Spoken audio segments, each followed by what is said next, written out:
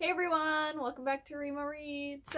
So I was about to film my October wrap up, but I just had so many thoughts on Shorefall and needed to just talk through them and figure some things out. And so this has instead become my Shorefall review.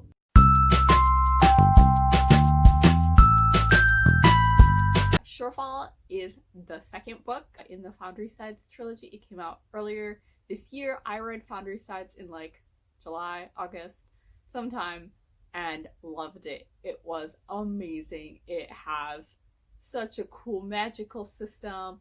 The plot was so engaging and interesting. I loved all the characters.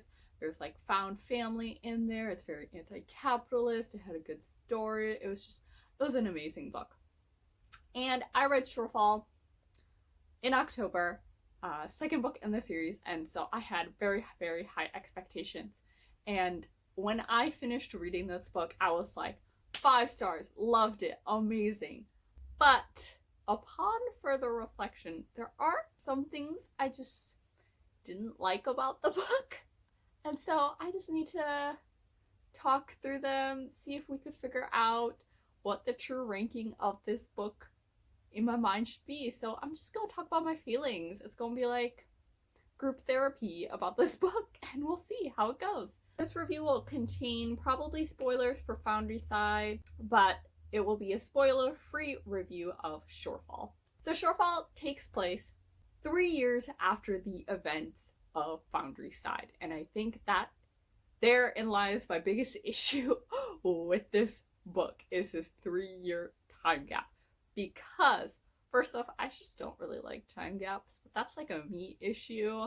Foundryside ends on this big climax, and there are a lot of loose threads in Foundryside that I thought the second book would just start immediately after that, because there were so many things that the characters were dealing with that I thought were super, super relevant, and we needed to figure them out right away.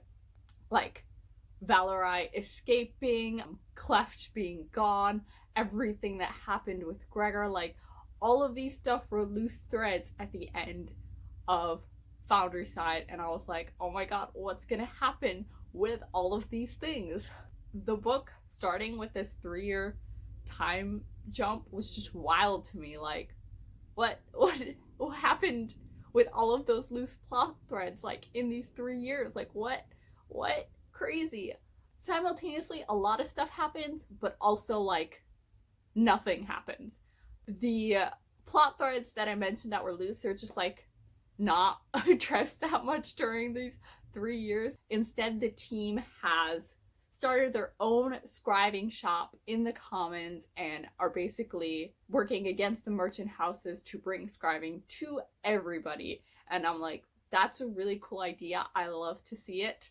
It was super interesting, but in terms of all those plots that I mentioned, none of them were really addressed.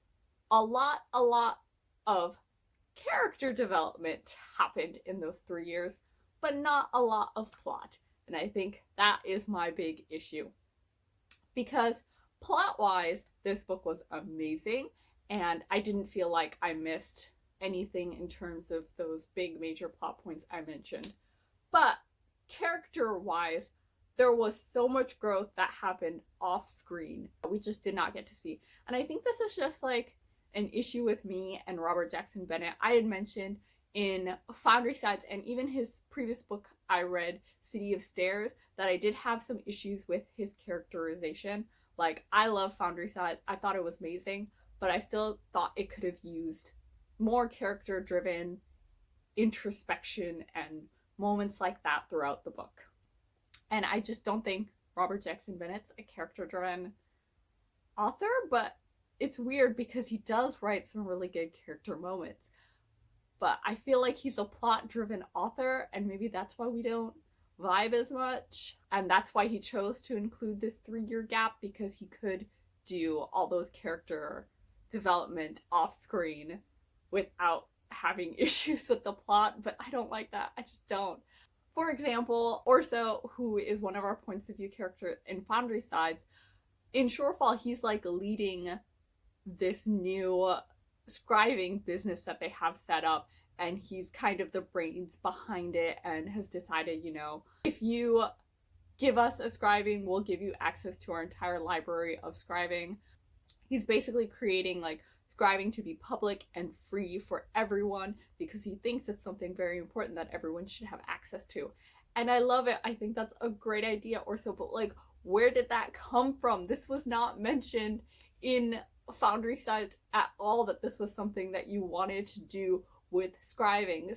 Like, this idea that you came up with happened off screen, the building of your business, and this like kind of life-changing decision of how you view scribing all happened off, I keep saying off screen, but off page. I don't know what the term is, but it all happened off screen. Like, that's a big character defining thing in Orso in Shorefall, is his belief on scribing should be free and accessible for everyone, and his belief in this business that they're doing and how they're planning on taking down the merchant houses. Similar thing happens to Cynthia, our main character. At the end of Foundryside, she's literally lost Cleft, who is pretty much her first like real family key, first person she ever like opened up to. So she's lost him, he's gone.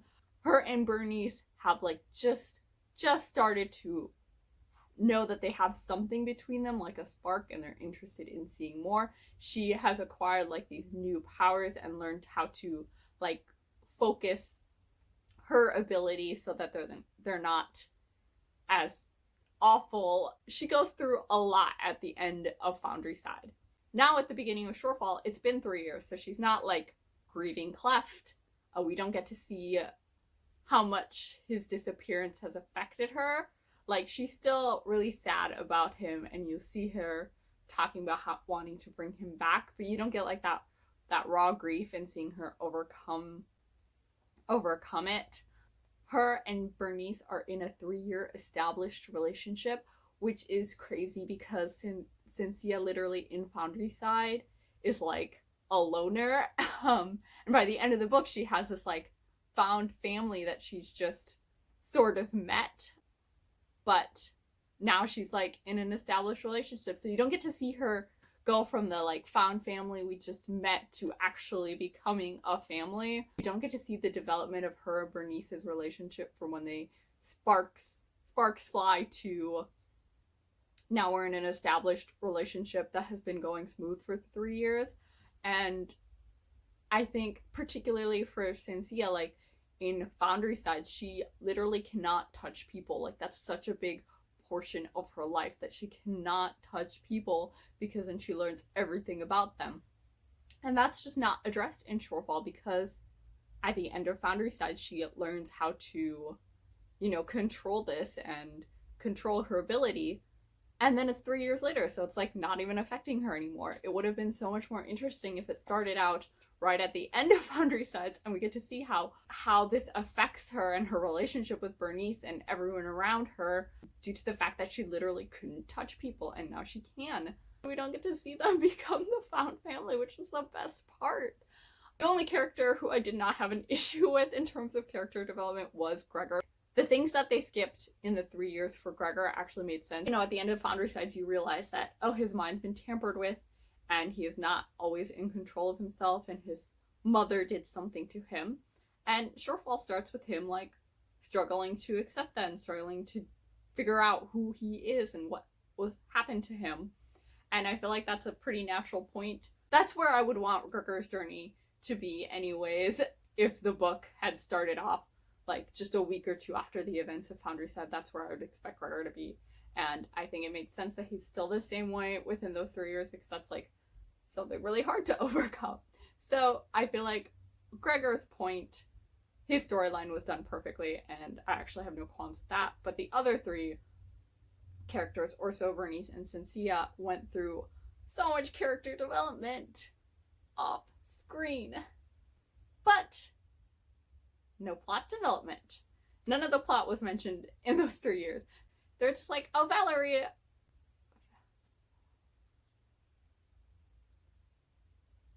they're all like, oh cool, Valerie is gone, and I feel like that's not her name. I feel like it's something else, but I'm gonna just keep calling her Valerie. Valerie is gone, but I guess we're just gonna let her be loose out in the world, not talk about that for 3 years. I don't see Cynthia's growth from like being a thief to essentially being like a master scriber. Like, she literally is one of the main heads of this scribing business and does so much scribing, like technical scribing. Like, she knows like the theory behind it and things like that, which in the first book, like, she with her ability is able to do a lot of scribing, but she's not like formally educated in scribing like Orso and Bernice are. This book, she has a lot of technical knowledge, and we don't get to see her develop any of that either. So I think that's like my main issue with this book, is a lot of the character development just happened off screen. Because the plot was amazing. It's fast paced, it's action packed, there's so many things that happen, and you just like read through it so quickly. The last third of this book is amazing, both in terms of character development and plot. Like, there are some really amazing character defining moments, which is why I'm just like, Robert Jackson Bennett, I know you could write good characterization. I see it in this last third of this book. Like, I know you can do it, but you didn't for the rest of it. I don't know why. Anyways, there's some really good, really good character moments in the last third of the book. If you've read it, you know what I'm talking about. That water scene, amazing. Orso talking about love, amazing. Everything with Gregor, amazing. Like, it was so good the last third of the book. I really liked what he did with the found family aspect, and really where he's going with, or at least what I think he's gonna go with in the future books about how to solve the big issue in these series. Because this series is essentially talking about how people in power corrupt. Is scribing the cause of corruption, or is it just human nature? Like, how do we stop these people in power from enslaving and torturing and hurting others? There's a lot of talk in these books about the best way to go about it. And then the ending, like last third with Sansia and her family, her found family, like, I have a feeling of where they're gonna go in the future books of how to solve this issue, and I think it's beautiful, and I think everything that happened in that last third of the book was beautiful character driven moments. Like, coming off the high of reading that like last third of the book, I was like 5 out of 5 stars, amazing. I loved it so much, but like, it could have been better, you know? Like, it could have been that amazing throughout the entire book if the character development that occurred off screen just happened in the book. If they didn't do the 3-year time jump and put all that character development in the book and then continued the plot exactly the same, it would have just been even more impactful. And so that's where I'm struggling with this, because it's still like an amazing book, but it could have been even better. So that's my rant review of Foundryside, Shorefall.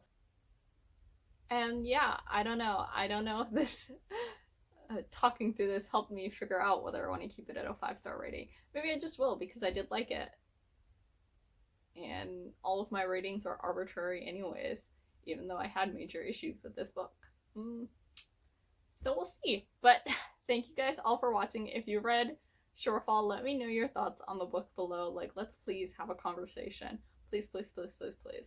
Okay. Anyways, thanks you guys. Bye!